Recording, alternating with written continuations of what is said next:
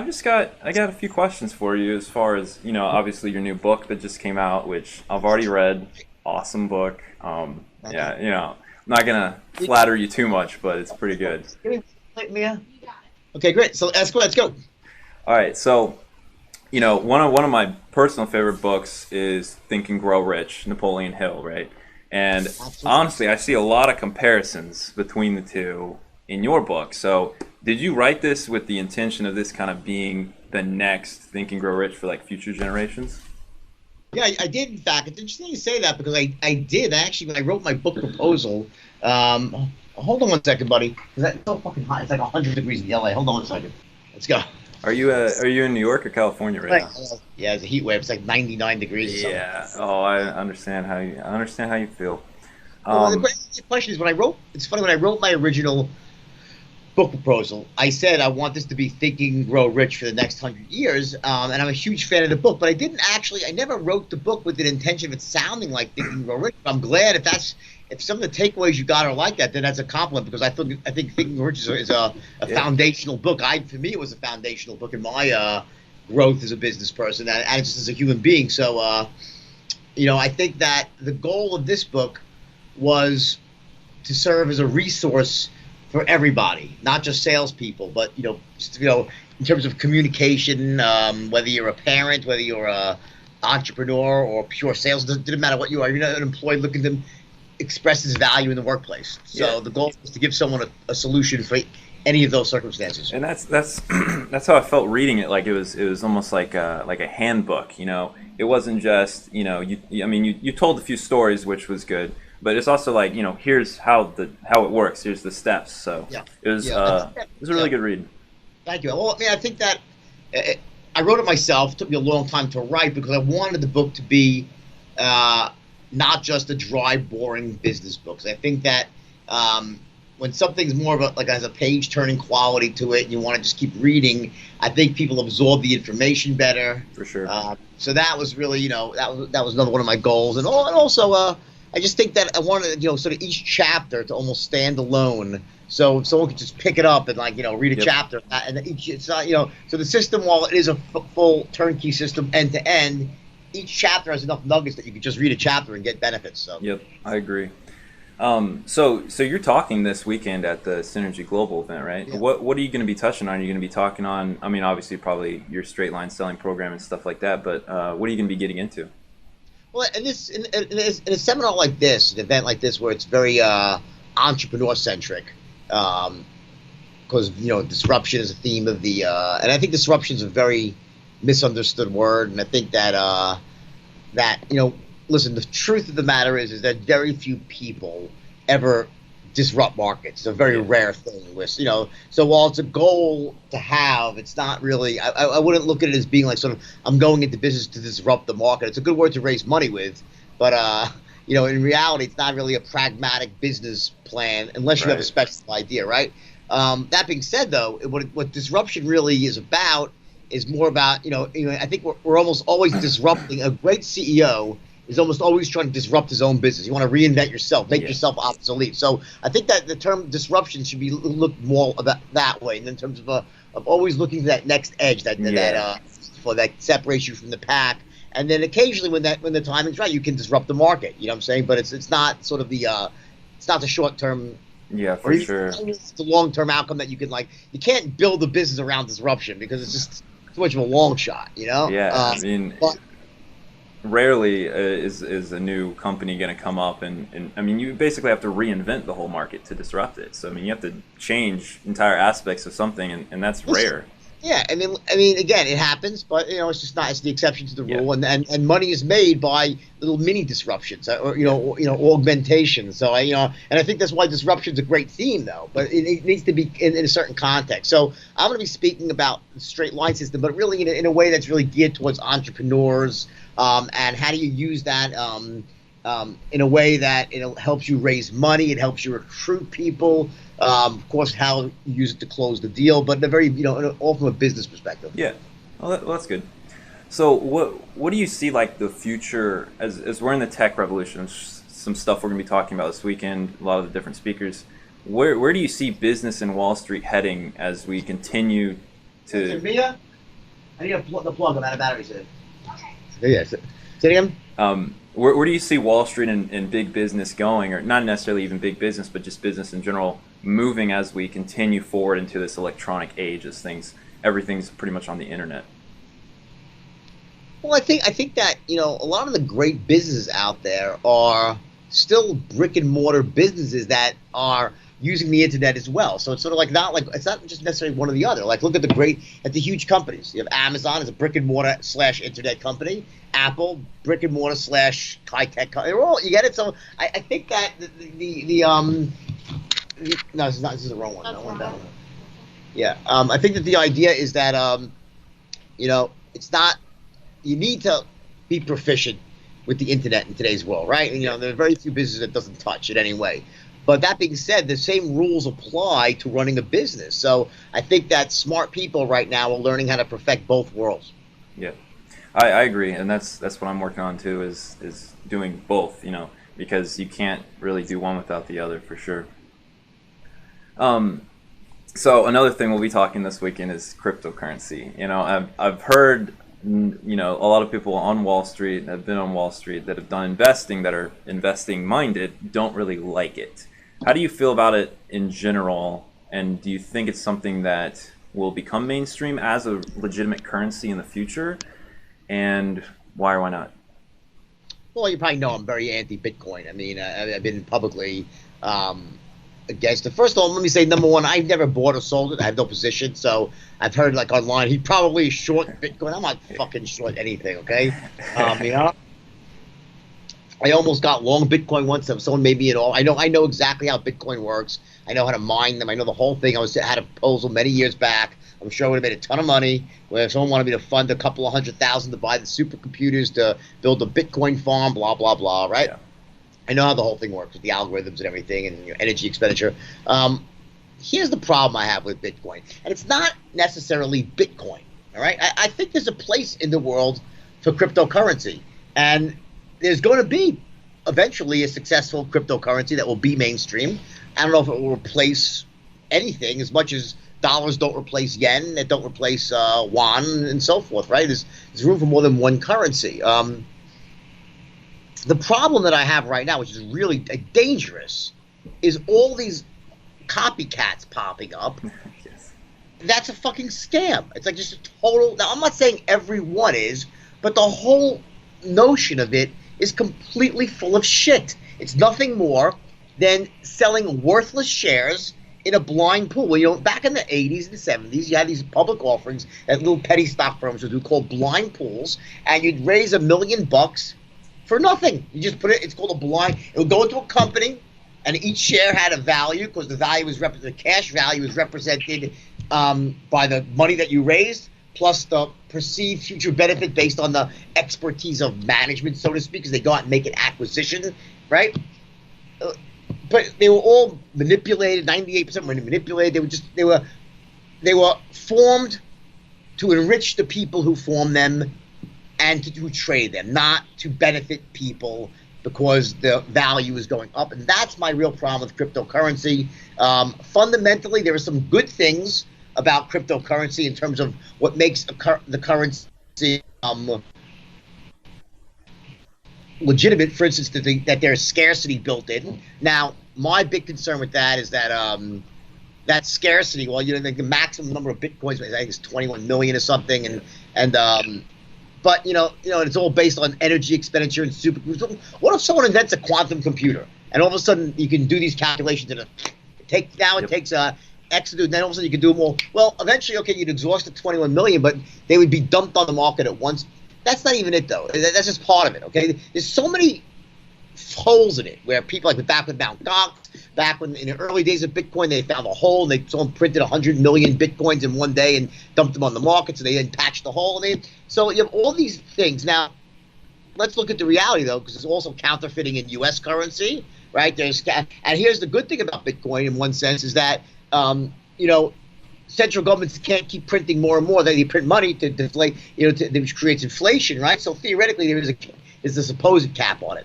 My problem is with Bitcoin. Here's the real problem: is that while there is that negative thing about central banks printing more. That's how they manage monetary policy and economics. In the absence of the ability to print currency and move monetary policy, you're going to have these wild depressions, and it doesn't work economically. The banking system, as flawed as it might be with fiat currency, we've done pretty well over the last, at least we're around. Okay, yeah, the crash in 2008 was pretty fucked up and everything, but the point is that you have countries right now like Greece, and in the normal times in a pre-Euro world, what they would have done is they would have essentially devalued their currency to be able to pay their debts off and so forth, and to actually stimulate their economy. They're locked in right now because of the euro. They can't use monetary policy to manage their economy. So I don't think it ever will have a place in terms of governments using this finite cryptocurrency. I think that they need to. The banking system wouldn't function like that, and that's why I think Jamie Dimon, one of the reasons why he's so against this, because he's right. You can't. It's not a viable way to manage a system. In the same way that they had to go off the gold standard eventually because you had a finite amount of gold. It just didn't work. They had to, it would have bankrupted the system if you had to stick to gold. Now, the difference between gold and cryptocurrency is that at least gold has got value. People actually will wear it and like it. Since the beginning of time, people coveted gold. Thousands of years, people coveted gold. They bought it, would wear it, get it. So there's actually is value as a precious metal. This is just a bunch of bullshit. Now, it's nothing. No, I know. It's air. It's like, it's driven by one simple thing called the greater fool theory. As long as there's a fool greater than me who will buy it at a higher price, then I got a good deal. This is pure speculation right now. Yep. It's like back in 2006, you get your haircut, and your haircut would say like, oh, I'm also a mortgage broker. Or I'm flipping real estate. Everybody became a mortgage broker. Everyone was flipping real estate. And just like everyone now is into Bitcoin, it's the end is near. And then it crashes. Now, I'm not saying that Bitcoin's a fraud itself. There's fraudulent activity going on in the economy of Bitcoin because there's a lot of unscrupulous people. Not everybody, but there are a lot of unscrupulous people. I don't even mean because it's being used for illegal stuff. That's a separate issue, right? But there's a lot of people. You have a completely dark market, meaning there's no transparency of what's going on, no regulation. So that literally guarantees, not because cryptocurrency is flawed, because human beings are flawed. Yep. It's like human nature. There's massive fraud going on right now. If there was to be the first time in human history that you could have a dark market and it just functioned, it's bullshit. Not happening. So that being said, there's Bitcoin, but there's all these other things that are my problem is that all the other ones that are popping up right now, such a complete and utter scams, only being devised so the person who invented it or is issuing it is going to make a ton of money. It's going to be pump and dumps all over the place. It's no different than the latest MLM marketing scam. But let's say, everyone bought Bitcoin, now let's go into the next one. And people get hurt in a really massive way. And it's a perfect storm between social media and a crypto, because it's internet. It's so it's spreading around the world. I've been traveling the world doing speaking events, and I'll tell you who's buying this shit. The third world countries, poor people are being sold bills of goods about getting rich quick through things like Ethereum or whatever the latest one is, and they're going to get slaughtered. There's going to be hell to pay, and the last thing is that there is a sovereign risk, because if the United States goes in and makes it illegal, that will be China. It's done. All right, if US knocks it out, and they very well might, because the fact is Bitcoin is a security. It really is. It should be deemed a security, and it'll be regulated by the SEC. So I think there's no future for it. That's my opinion. Could it go high? Yes. I'm not sure, because it could still run for a while, but eventually this thing's going to come crashing down. That's my theory. Yeah, and it's interesting that you brought up the whole MLM pyramid scheme type thing, because I see a lot of people that are on YouTube and social media all over the place promoting all these different kinds of cryptocurrencies, and I've looked into them, and they're like this, they're just the guy at the top is making all the money. All it is, it's just a complete and utter, it's such an obvious scam. It really is. That guy who indicted me originally, the FBI agent who chased me around the world, we're friends, right? He texted me this morning, goes, "It's so funny that you came out against Bitcoins." He goes, "Me too." So we're going to do something together next week. We'll actually do a joint thing where we do it, because he's a great guy. I think we were on the opposite sides of the law for a while, but he's a friend of mine now, and he says it's the biggest scam ever. Biggest scam. It's crazy. I just don't see how people don't see it. And I guess you were saying it's the people in the third world countries, they don't have money. So most people know it's a scam, but they say as long as I get on the right side of the scam, I'll do well. That's what's going on. If you, I would think there's very few people that, in their heart of hearts, don't think that they're not involved in some sort of manipulation right now, or irrational exuberance. But they say that's okay. It's still early in the game, and they might be right. It still might be early in the game because there's a lot of people in the world, and I'm sure if someone could run a formula, see how far you are towards. But the bubble is not that far. It's a bubble, but it could expand more, or collapse tomorrow. One bad ruling, something happens. So what kind of advice would you give to millennials like me and other people my age moving forward into the tech boom and everything that's coming up in the next decade or two? Well, I think that the best advice I can give to people your age is that the world is no different today than it was 20 years ago. It's just not. Yes, there's the internet, there's technology, but the same rules of business apply. The same mistakes keep getting made in how you run these businesses. Of course, every business, even before high tech, there's always specialized knowledge, whether you're in the headhunting business or the high tech business, or you're in, the business of Whole Foods. There's business rules. The rules of the game, the strategies of the game. There's certain things you got to know, and I suggest that you learn them, which is why I think that the Synergy Forum is such a great event, because number one, it's one of these rare events when no one is selling anything. It's just a pure educational and networking event. So a lot of the seminars, my problem with a lot of the seminar world is a lot of it is bait and switch, where everyone's selling some product, and here it's pure. They've paid their speakers. It's about really successful people who are just getting on stage saying, hey, here's how I made my money. Here's my strategies. No one's trying to sell anybody. So that's an event where you get massive value. And then also one thing people, I think, tend to overlook with these events is the networking opportunity. So you meet so many great people at these events. So personally, I'm going to be going through the straight line system in a massive way in terms of business and entrepreneurship. So I think everyone who buys tickets is going to be a couple of days that will really impact people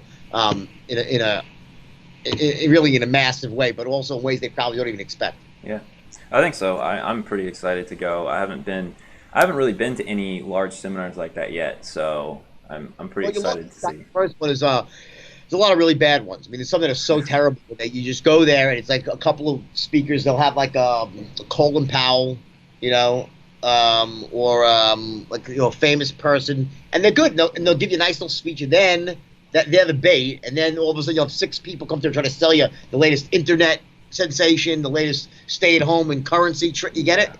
And it's like, and the Colin Powells, I don't know whoever is doing it, the latest people doing it right now, whoever it might be, it's like the honeypot. They bring people in. This event is the opposite of that. No one is selling anything. There is nothing for sale, right? Yeah, exactly. So it's really about everyone's getting up there and saying, here's how I make money. Here's how you should consider looking at business and sales or marketing. So it's going to be awesome. I mean, it really is. You're lucky you go to this event. Yeah, I mean, I saw Paris Hilton's doing the after party on Friday, so that's kind of like the little bait there, but. Well, I mean, also listen, Richard Branson, I love him. Yeah, he's huge. I just love the guy. I think he helped me with my business in the beginning. He was a good friend to me, instrumental in helping me get started again after I got in trouble. So he's an awesome guy. Sweet. How did you get the nickname? Like back when you were on Wall Street, how did you get that nickname, the Wolf of Wall Street? Was that from Gilligan's Island? Really? Thurston Howell III was the Wolf of Wall Street. Okay. It's a joke. That's interesting. I didn't know that, because in the movie it was like they did an interview and they just called you the Wolf. It's completely false. Yeah. And how accurate is the movie to like what actually happened? The movie is, in some ways it's accurate, in some ways it's not. The books are accurate if you read the books. Yeah. I mean, the movie, listen, the movie is a fun, wild romp, but there's things about the movie that are just very off. Like, some of the scenes that where I'm on the phone with an investor and I'm like saying, fuck you, we would never do that. We never tried to lose people money. Who would ever try to lose someone money? Yeah. It just turned out to be harder to now at the end it got crazy, but it was never the concept was not to let's go lose people money. It was never like that.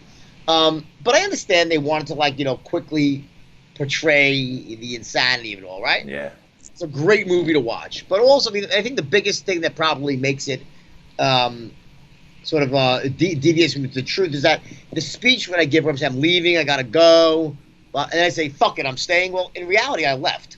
Oh, really? Yeah. So that's the biggest departure, I think. Hmm. Interesting. So if they, this is like 30 years later, or ish. What would a movie look like about you today? Like if they filmed a little documentary about your life today, what would that look like? Probably less drugs and hookers, but It would be boring. I mean, we're not empowering people, speaking in love with one woman. that's Probably not wouldn't- boring per se. No, listen. It's a wonderful life to live, but maybe not as fun to watch on screen. I guess so. Hey. Have you heard that song called Jordan Belfort? I have. It's pretty catchy. It's pretty. It's unbelievable. I had 2 kids in college when it came out, so they're like, Really? "Dad, you're not gonna believe this." Oh my Like, gosh. Single party everywhere you go. Yes, I remember when it came out. It was just everywhere. It's crazy. Oh man. Well, I don't honestly have any more questions for you. So Good meeting. I'll see you this weekend. I will see you this weekend, man. Thank you. Take care. Bye. Bye.